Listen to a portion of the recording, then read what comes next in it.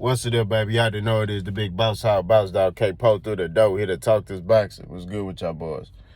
So today, we're here to debunk this thing saying that Bud Crawford is the boogeyman, right?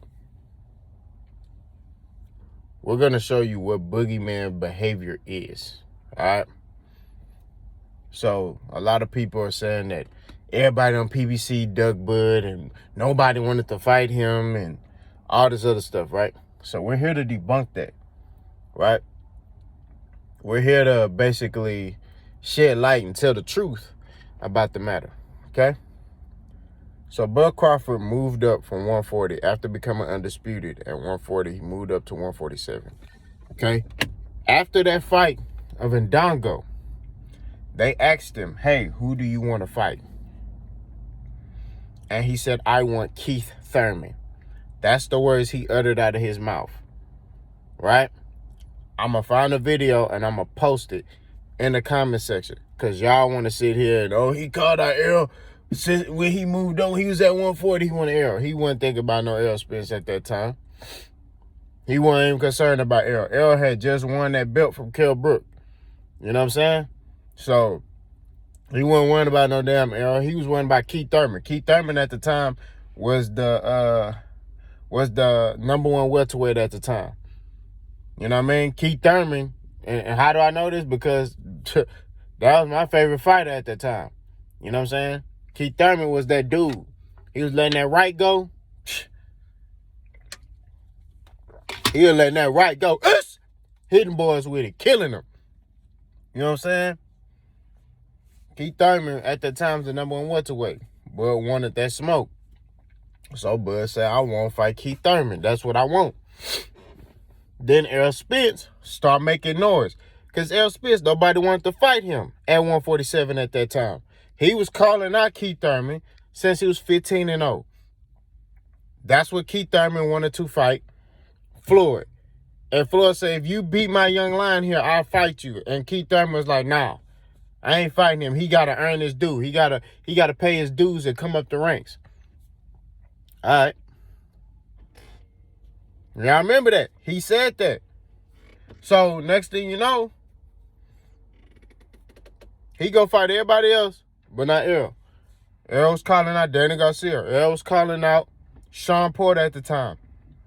They didn't want to fight him. He was actively going for these dudes. In a humble way, though. You know what I mean? But he was gunning for them. He like, but I want to fight him. I want to fight him. You know what I mean? They didn't want to fight him. So he had to kick that door in. They didn't want to give him a shot. So he had to force his way in. He had to force them to fight. He had to force Kell Brook to fight him. You know what I mean? That's boogeyman energy. Another thing I could give you boogeyman energy. Devin Haney. Devin Haney. Not too many people want to fight Devin Haney. Why? Because Devin Haney is a very good boxer, right? Very good boxer. He wanted to fight Lomachenko back in the day. He was 20 years old. He wanted to fight Lomachenko. Lomachenko was the WBC champion. Devin Haney became the mandatory for that belt. What did Lomachenko do? Go to the WBC so he could be a franchise champion. So he don't got to fight Devin Haney. That's boogeyman energy. Bud Crawford moves up from 140 to 147. Y'all remember, he said he want Keith Thurman, right? But he's claiming that, and the Bud buddy said, oh, man, he wanted to fight Errol back then. So when he moved up to 140, why did he go fight Jeff Horn? Why? Why did he go fight Jeff Horn? He had the opportunity to move up. He could have went the WBC route and fought and made sure he became a mandatory for Keith Thurman. He could have went the IBF route and made sure he was the mandatory for Errol. He could have went the WBA route, which Keith Thurman had that belt. Since y'all want to talk about the WBA or the WBO are the only ones, he could have went that route. Or not the WBO, because Jeff Horn had the WBO belt, but the WBA belt, he could have went that route. He didn't. According to his trainer and manager, he went the easy route because it was an easier fight to make. Now, a lot of y'all say, oh, they told him to go get a belt right quick. Let's analyze that statement. Y'all claim that L said, go get a belt right quick. It's not what L Spitz said. L Spitz said, I got to see who he is as a fighter at 147. This is a different weight class. L Spitz said that before every fight. When they sit there and say, oh, L, do you think this is your toughest fight? I don't know. I won't know till I get in there with him. That's the same thing he was implying when they brought up Bud Crawford to him. I don't know what type of fighter he gonna be. Yeah, he did his thing at 140, but I don't know what type of fighter he gonna be at 147. He may get up here and lose his first fight. Which is true. You see many guys come from 140 to 147, and it's not the same. They don't have the same success. You know what I'm saying? So, let me keep going. Boogeyman energy, to me, is forcing the sanctioning bodies to make you a mandatory, and the mandatory still don't fight you. Boogeyman energy is not saying through the media, oh, hey, I want to fight this dude. But then you never tell your promoter you want to fight this dude. I can sit here and say whatever I want in front of a camera. Just like I'm talking right now, I can sit here and talk all day. But if ain't no action behind what I'm talking about, that's just like when I talk about me boxing. I can sit here and talk about this, that, and the third as a boxer. But people who watch my content, who have seen me fight before, see me spar, they know what I'm saying is accurate. Or somebody who been in the ring before, when I tell you stuff, they know, okay, based on what he's saying, I know he's actually done this. But Bud just doing a lot of talking. You know what I mean? And like I said, this doesn't take away from his greatness, but he's not a boogeyman, bro. Nobody's afraid to fight him. He don't do nothing that warrants you to be afraid to fight him. Now, that boy Boots, that's different.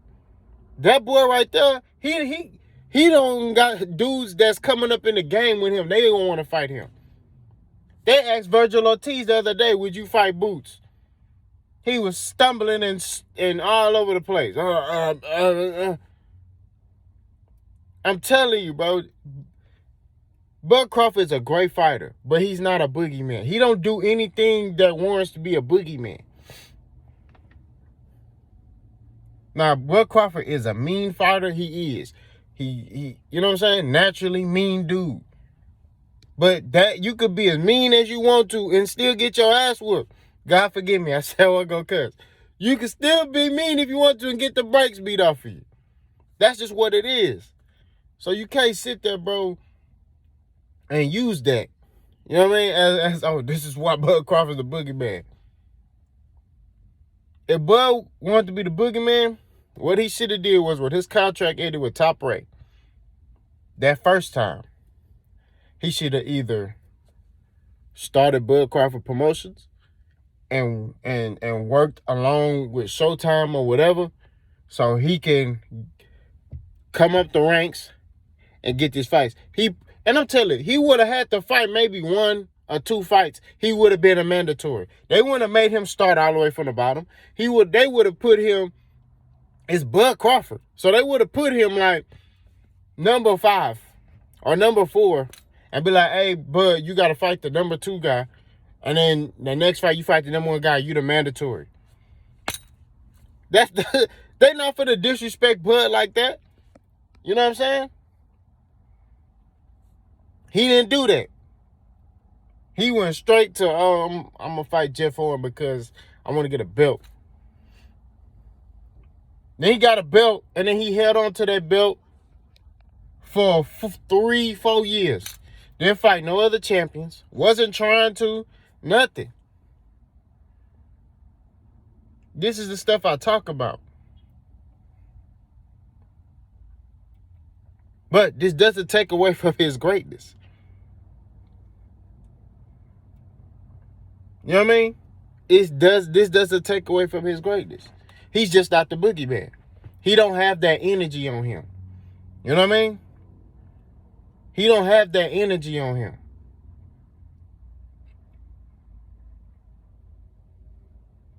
They do a lot of smoke and mirrors. You know what I mean? Now, I'm not sitting here saying that he can't beat L. He can. I don't see it happening, but he can get in there, you know what I'm saying, beat L. He may get in there and whoop the mess out of L. He may. You know what I'm saying? We don't know until the fight get made and they in the ring. But all I'm saying is at the end of the day, that whole boogeyman energy, that's not him. That's not him. Y'all let me know what y'all think about this, man. Boss gone.